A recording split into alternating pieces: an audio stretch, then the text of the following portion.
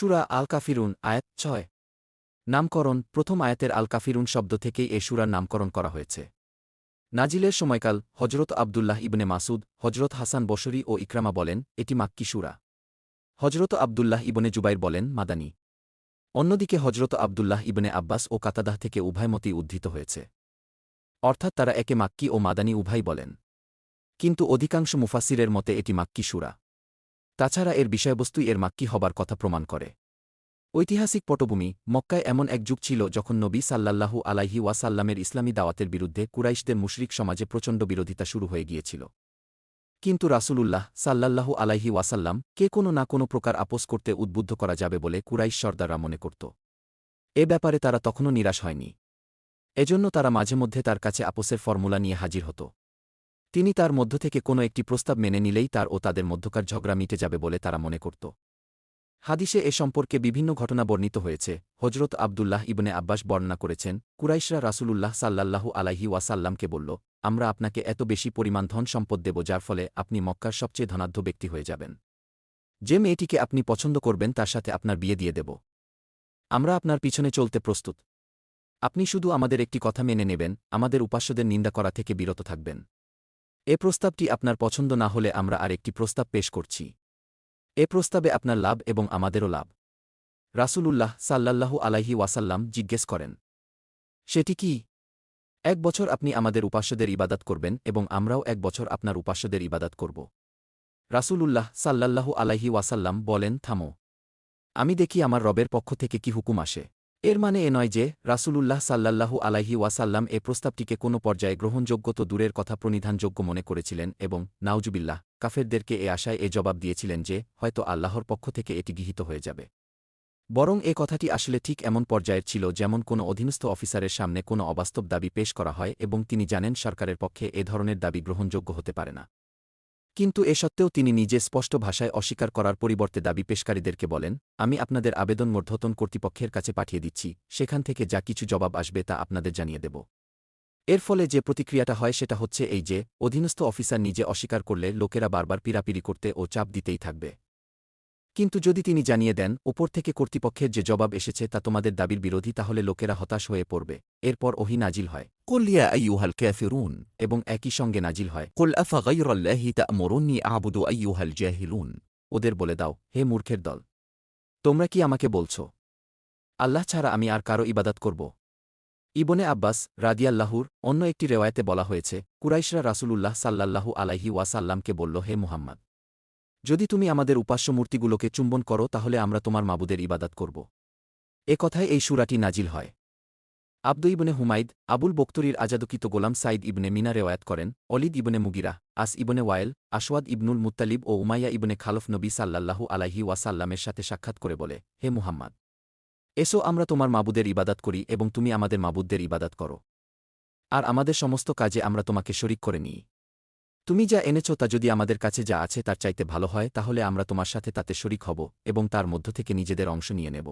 আর আমাদের কাছে যা আছে তা যদি তোমার কাছে যা আছে তার চাইতে ভালো হয় তাহলে তুমি আমাদের সাথে তাতে শরিক হবে এবং তা থেকে নিজের অংশ নেবে।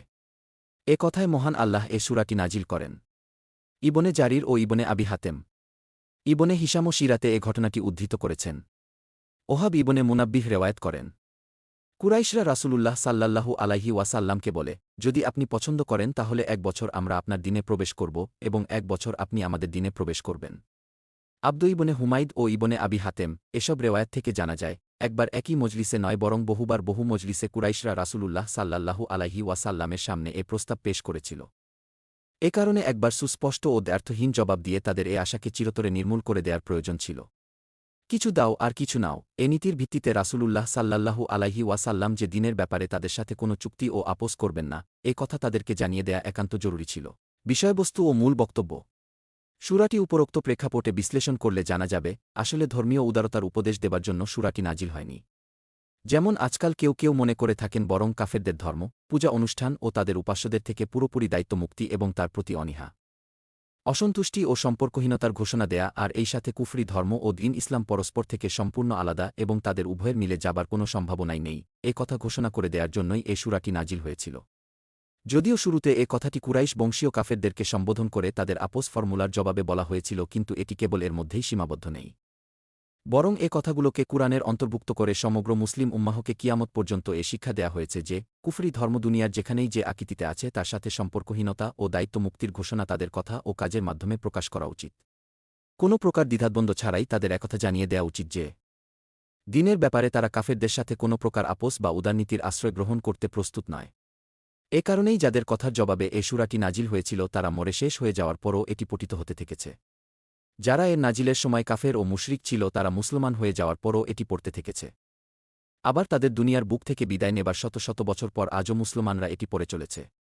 কারণ কুফরি ও কাফেরের কার্যকলাপ থেকে সম্পর্কহীনতা ও অসন্তুষ্টি ইমানের চিরন্তন দাবি ও চাহিদা। রাসূলুল্লাহ সাল্লাল্লাহু আলাইহি ওয়াসাল্লামের দৃষ্টিতে এ সূরার কি গুরুত্ব ছিল, নিচে উল্লেখিত কয়েকটি হাদিস থেকে তা অনুমান করা যেতে পারে। হজরত আবদুল্লাহ ইবনে উমর রাদিয়াল্লাহু আনহু রেওয়ায়াত করেছেন, আমি বহুবার রাসূলুল্লাহকে সাল্লাল্লাহু আলাইহি ওয়াসাল্লাম ফজরের নামাজের আগে ও মাগরিবের নামাজের পরে 2 রাকায়াতে কুল ইয়া আইয়ুহাল কাফিরুন এবং কুল হুয়াল্লাহু আহাদ পড়তে দেখেছি। এই বিষয়বস্তু সম্বলিত বহু হাদিস সামান্য শাব্দিক হেরফের সহকারে ইমাম আহমদ, তিরমিজি, নাসাই, ইবনে মাজাহ, ইবনে হিব্বান ও ইবনে মারদুয়া ইবনে ওমর রাদিয়াল্লাহু থেকে রেওয়ায়াত করেছেন। হজরত খাব্বাব রাদিয়াল্লাহু বলেছেন, নবী সাল্লাল্লাহু আলাইহি ওয়াসাল্লাম আমাকে বলেছেন, যখন তুমি ঘুমাবার জন্য নিজের বিছানায় শুয়ে পড়ো তখন কুল ইয়া আইয়ুহাল কাফিরুন পড়ে নাও। আর রাসূল সাল্লাল্লাহু আলাইহি ওয়াসাল্লাম নিজেও যখন বিছানায় ঘুমুবার জন্য শুয়ে পড়তেন তখন এ সূরাটি পড়ে নিতেন। এটি ছিল তার রীতি। বাইহাকি, তাবারানী ও ইবনে মারদুয়া। ইবনে আব্বাস রাদিয়াল্লাহু বলেন, রাসূলুল্লাহ সাল্লাল্লাহু আলাইহি ওয়াসাল্লাম লোকদের বলেন, আমি কি তোমাদের এমন একটি কালেমার কথা বলবো যা তোমাদের শিরক থেকে হেফাজত করবে? সেটি হচ্ছে কুল ইয়া আইয়ুহাল কাফিরুন। তোমরা শোবার সময় পড়ে নাও।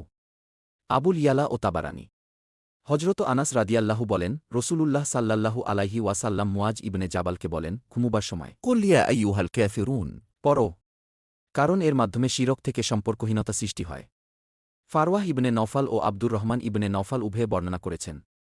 তাদের পিতা নওফল ইবনে মুয়াবিয়া আল আশজাই রাদিয়াল্লাহু রসূলুল্লাহ সাল্লাল্লাহু আলাইহি ওয়াসাল্লামকে বলেন, আমি শোবার সময় পড়তে পারি এমন একটি জিনিস আমাকে বলে দিন। জবাবে তিনি বলেন, কুল ইয়া আইয়ুহাল কাফিরুন। শেষ পর্যন্ত পরে ঘুমিয়ে পড়ো, কারণ এটি শিরক থেকে সম্পর্কহীন করে। মুসনাদে আহমদ, নাসাই, ইবনে আবি শাইবা, হাকেম, ইবনে মারদুয়া ও বাইহাকি ফি শুআব। হজরত জায়েদ ইবনে হারেসা রাদিয়াল্লাহুর ভাই হজরত জাবালাহ ইবনে হারেসা এ ধরনের আবেদন নবী সাল্লাল্লাহু আলাইহি ওয়াসাল্লামের কাছে করেছিলেন এবং তাকেও তিনি একই জবাব দিয়েছিলেন। মুসনাদে আহমদ ও তাবারানী।